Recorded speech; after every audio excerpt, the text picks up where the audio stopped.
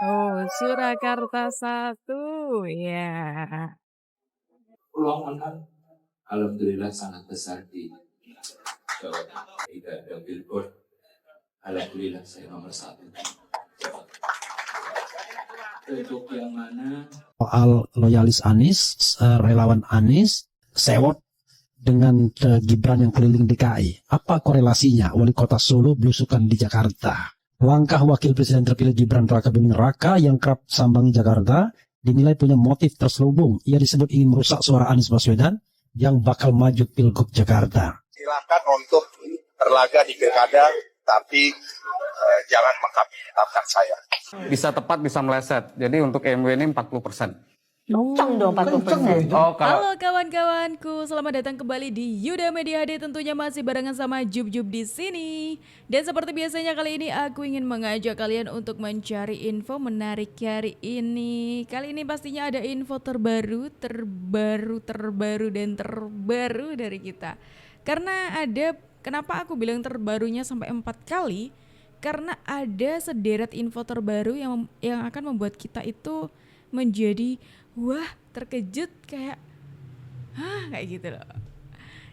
Kali ini info terbarunya tuh serba-serbinya soal pilkada. Karena ini semakin dekat dengan pendaftarannya pilkada, pastinya ada info-info baru yang beredar. Infonya apa? Aku kasih spill di awal ya. Spillnya itu ada seseorang yang diberi rekomendasi oleh PSI. Ini rekomendasinya, sosok yang direkomendasikan ini, sosok yang selama ini kalian tunggu-tunggu banget. Serius, yuk langsung aja kita tonton videonya berikut ini. Sesuai permintaan dan keputusan teman-teman di DPD TSI Kota Solo, saya selaku Ketua Umum Partai Solidaritas Indonesia ingin memberikan rekomendasi untuk Kanjeng Gusti sebagai bakal calon wali kota Solo keempat.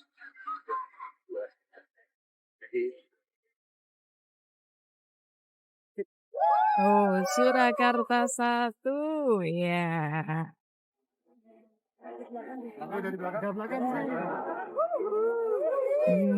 Surakarta satu. Nah, Gusti Bre ini banyak sekali diinginkan orang-orang untuk memimpin Solo ya kan, memimpin Surakarta sebagai penerusnya Mas Gibran. Kayaknya cocok banget ya, karena Mas Gibran ini kan anak muda nih dan Gusti Bre ini kan juga masih muda ya kan. Dari Mas Gibran kemarin aja banyak sekali hal baik yang sudah diberikan untuk Solo ya kan, apalagi ini Gusti Bre yang dimana Gusti Bre ini yang memimpin Pura Mangkunegaran ya kan. Dan karena anak-anak muda itu pasti punya inovasi-inovasi yang di luar dugaan kita gitu loh. Sebagai generasi-generasi muda kan pastinya lebih tahu nih ya, ini yang dibutuhkan oleh Surakarta ini apa, seperti itu. Setuju aku kali ini ya. Bagaimana kalau pendapat kalian? Apakah kalian setuju? Tulis di kolom komentar ya. Untuk sekarang survei saya di DKI ini kan kecil. Mungkin kemarin yang terakhir adalah Litbang Kompas, saya masih di angka 1. Alhamdulillah untuk di Jawa Tengah dengan tidak ada foto, tidak ada baliho, tidak ada billboard, alhamdulillah saya nomor 1. Untuk yang mana tunggu nanti di bulan Agustus nanti saat pendaftaran, ditunggu aja. Kalaupun saya mendaftar di Jawa Tengah, saya pasti ketemu lagi nanti. Ya. Tapi peluangnya besar Jawa Tengah ya Mas? Peluang menang alhamdulillah sangat besar di Jawa Tengah. Ini seperti tadi aku ngobrol di awal ya, kalau ada banyak hal sederet informasi terbaru yang bakal mengejutkan kita semuanya. Kalau yang tadi PSI mengusung Gusti Bre ya untuk maju di Wali Kota Surakarta, sekarang ada pernyataannya Mas Kaisang nih, yang sepertinya ini menjadi kode-kode kali ya untuk maju di Jawa Tengah, ya kan? Karena tadi Mas Kaisang bilang kalau melihat survei kan, survei saya rendah di Jakarta gitu. Kalau di Jawa Tengah alhamdulillah gitu. Apakah ini menjadi lampu hijaunya Mas Kaisang untuk sepertinya maju di Jawa Tengah nih kayak gitu kan? Kalau melihat survei juga memang tingginya di Jawa Tengah ya daripada di Jakarta ya kan? Wah, ini bakal seru nih. Mas Kaisang maju di Jawa Tengah, di mana itu kandang banteng.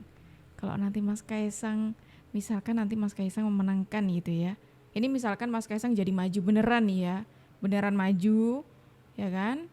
Terus nanti menang misalkan.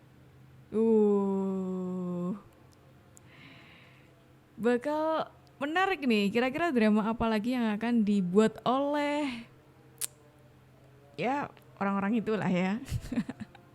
Apalagi itu kandangnya banteng. Soal loyalis Anies, relawan Anies, jenenge Ges Khalifa yang sewot dengan Gibran yang keliling DKI. Apa korelasinya wali kota Solo belusukan di Jakarta? Coba kita bacakan di suara.com. Tampak gambar ya, Raffi Ahmad dampingi Gibran Rakabuming belusukan di Jakarta. Luar biasa, lama-lama hati-hati Raffi Ahmad ya, bisa tenggelam sebagai artis ya. Oke, suara.com. Langkah wakil presiden terpilih Gibran Rakabuming Raka yang kerap sambangi Jakarta dinilai punya motif terselubung. Ia disebut ingin merusak suara Anies Baswedan yang bakal maju Pilgub Jakarta. Dugaan itu muncul seiring nama adik dari Gibran, yaitu Kaisang Pangarep yang juga ketum PSI, digadang-gadang bakal maju Pilkada DKI 2024 yang menurut Jokowi bisa DKI, bisa juga Jawa Tengah gitu ya. Ges Khalifa, salah satu loyalis Anies, mempertanyakan kegiatan belusukan yang dilakukan putra sulung Presiden Jokowi tersebut di ibu kota. Ini ada juga makan bareng Gibran. Raffi Ahmad diperingatkan jangan dekat pemerintah ya. Menurutnya Gibran yang saat ini masih menjabat sebagai wali kota Solo tidak memiliki korelasi untuk belusukan di ibu kota. Nah, itulah sebabnya dia berhenti sebagai wali kota Solo kan. Yang menjadi pertanyaan penting, apa korelasinya wali kota Solo belusukan di Jakarta? Secara wapres terpilih dengan cara haram dia belum dilantik, kata Ges Khalifa kepada suara.com. Ges Oga menanggapi lebih lanjut atas aksi belusukan Gibran di Jakarta. Dia justru lebih menyoroti proses Gibran mendapatkan posisinya sebagai wapres terpilih. Dari sudut pandang saya, manusia itu tak layak, tak patut saya bicarakan. Apapun posisinya yang dia dapatkan secara haram, katanya. Sebelumnya, pengamat politik dari Universitas Al-Azhar, Ujang Komarudin, menduga wakil presiden terpilih Gibran Rakabuming Raka memiliki motif politik saat melakukan belusukan di Jakarta beberapa waktu lalu. Gibran disebutnya berencana menarik dukungan warga Jakarta yang saat ini disebut-sebut kebanyakan memilih Anies Baswedan. Saat ini Ketua Umum Partai Solidaritas Indonesia PSI sekaligus adik Gibran, Kaisang Pangarep, diisukan maju dalam pemilihan kepala daerah Pilkada DKI 2024. Ujang menilai belusukan Gibran juga bertujuan memberikan dukungan alias endorsement untuk Kaisang. Bisa jadi ini untuk merusak suara Anies, untuk mendapatkan suara untuk Kaisang ketika Kaisang maju nanti, ujar Ujang kepada suara.com. Demi bisa memenangkan pilkada untuk Kaisang, Ujang menilai peran Gibran bisa jadi penting demi mendulang suara. Apalagi Kaisang saat ini elektabilitasnya masih terbilang rendah di Jakarta. Ini kayaknya kalian udah tahu ya soal Mas Gibran itu sekarang ini lagi belusukan di Jakarta. Tujuannya untuk belanja masalah ya kan.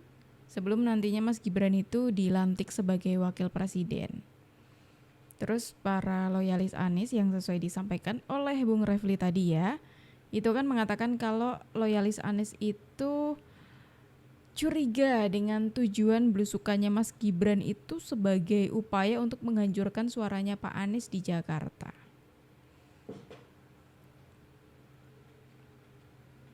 Apakah loyalisnya Pak Anies itu mulai tidak pede dengan Pak Anies maju di Jakarta? Kok sampai bilang tujuannya Mas Gibran itu untuk menghancurkan suaranya Pak Anies gitu loh. Padahal tadi kan sempat disinggung juga ya. Mas Gibran ini kan sebagai wali kota, terus ngapain gitu loh. Ngapain belusukannya di Jakarta gitu. Padahal waktu diwawancara juga Mas Gibran sudah menjelaskan gitu, ini mau belanja masalah. Ya masa nanti ketika Mas Gibran tidak mulai menyicil belanja masalah yang ada di Indonesia. Indonesia ini kan luasnya luar biasa ya. Sangat luas sekali ya. Masa ya nanti ketika baru dilantik langsungnya bukan langsung kerja tapi langsung baru memulai belanja masalah kan ya. Agak repot juga ya kan, agak repot juga. Mana lagi Indonesia itu luas ya kan harus dicicil ya, harus dicicil. Jadi kalau argumennya loyalis Pak Anies ini menyebut kalau ini upaya menghancurkan suara Pak Anies di Jakarta, saya malah menilainya ini para loyalisnya Pak Anies ini mulai ragu nih. Ragu dengan suaranya Pak Anies nanti di Jakarta. Jangan-jangan nanti kalau Pak Anies tidak berhasil memenangkan Pilkada DKI Jakarta, nanti menuduh lagi nih, jangan-jangan ini belum mulai aja udah bilang kalau ini upaya menghancurkan suaranya Pak Anies. Apalagi nanti kalau misalkan Pak Anies tidak berhasil menang. Kira-kira mau digiring kemana lagi ya ini nanti ya? Ya, para anak Abah ini memang menjadi kesayangannya Abah ya kan? Kalau menurut kalian bagaimana saudara-saudaraku? Atau mungkin di sini ada yang menonton dan anak Abah, mungkin ya bolehlah komentar ya. Sallallahu ala Muhammad Sallallahu alaihi wasallam Sallallahu ala Muhammad Sallallahu alaihi wasallam.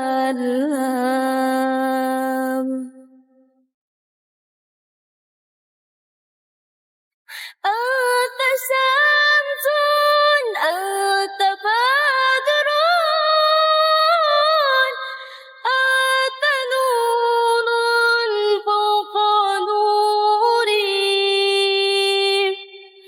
Anta samsun, anta badrun, anta nurun fawqa nuri. Ini nih, memang benar ya apa kata orang itu. Kedudukan adab itu lebih tinggi ketimbang ilmu ya kan. Percuma kalau orang berilmu tapi tidak punya adab ya. Memang beda banget ketika orang itu punya adab ya. Punya adab itu cara menyikapi masalah itu juga beda ya kan. Ya ini kan sama kayak Pak Jokowi. Mas Gibran pun juga kayak gitu. Tapi agak sedikit bedanya tuh kalau cara menanggapi kayak misalkan melawan hujatan aja ya. Ini contoh-contoh orang yang punya adab ini ya.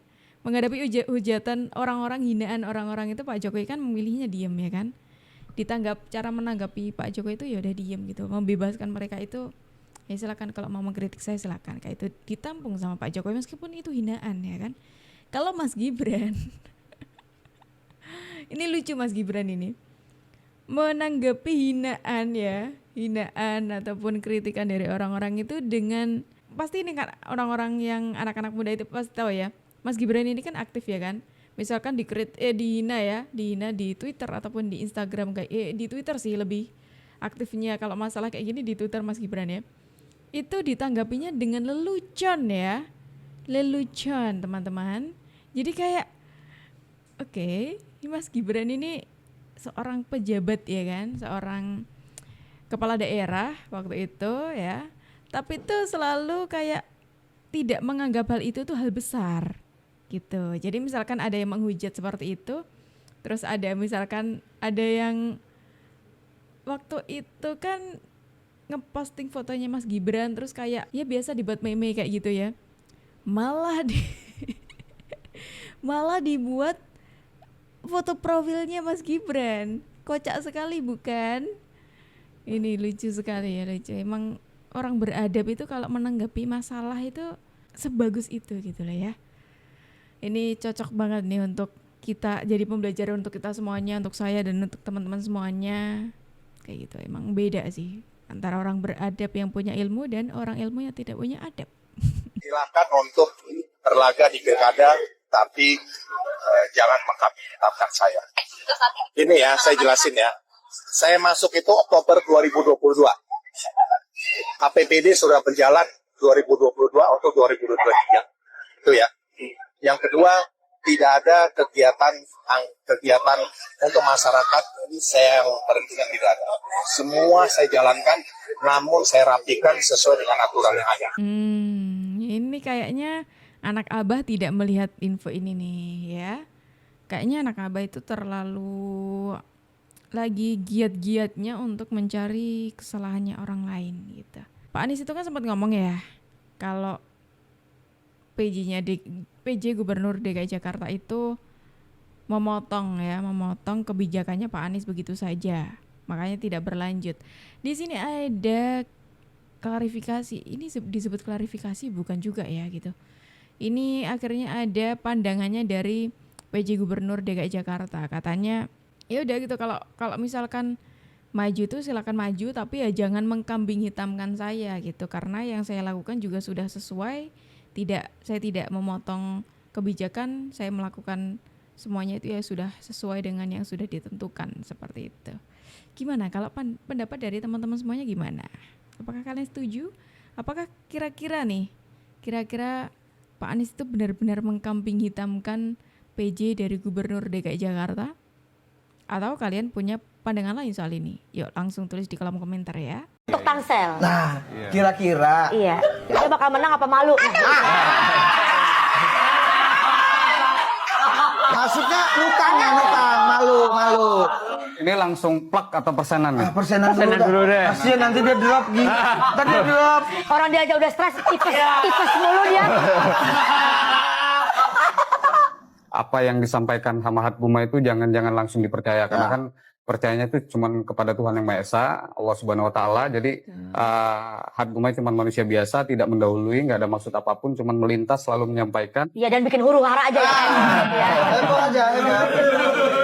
Viral gitu kan. Bisa tepat, bisa meleset. Jadi untuk MW ini 40%. Kenceng dong 40%. Oh, kalau head to head ya kalah.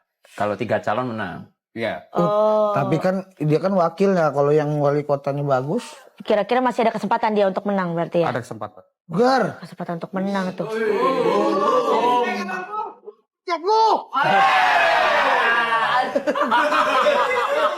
Gue belum kebayang gue.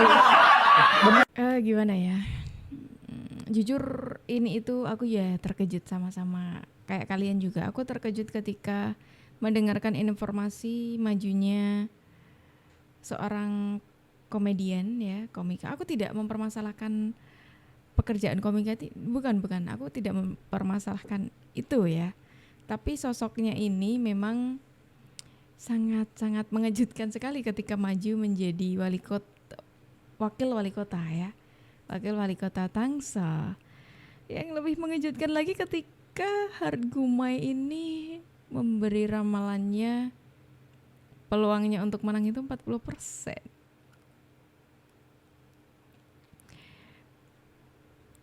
Wah. Ya seperti kita tahu lah ya, Hargumai ini kan seorang peramal yang sering sekali tidak meleset ya ramalannya. Terus ini kok meramalnya 40% ya. Ya kita berharap yang terbaik aja ya. Ini kan pilkada di 2024 ini memang sangat mengejutkan sekali, atau off the box sekali ya kan. Apalagi dengan orang-orang yang maju di pilkada tahun ini ya. Kita berharap yang terbaik aja nanti untuk Indonesia dan untuk setiap daerah di Indonesia. Dan kita harus mengikuti juga kabar terbarunya, kabar perkembangannya mengenai pilkada yang akan dilaksanakan beberapa bulan lagi. Ya tepatnya di bulan depan itu masih baru pendaftaran ya. Pendaftaran untuk fixnya itu pasti di bulan depan ya. Jadi kita tunggu aja kabar terbarunya. Kalau menurut kalian ya dari beberapa video terbarunya mengenai pilkada tadi, bagaimana komentar kalian? Yuk tulis di kolom komentar ya. Dan teman-teman semuanya, sayang sekali kita harus akhiri dulu video kita hari ini sampai di sini. Tapi tenang aja, karena besok kita pasti ketemu lagi. Jadi jangan lupa untuk di-subscribe supaya kalian tidak ketinggalan info terbaru dari kita. Aku Jub pamit undur diri dulu, sampai jumpa dan terima kasih.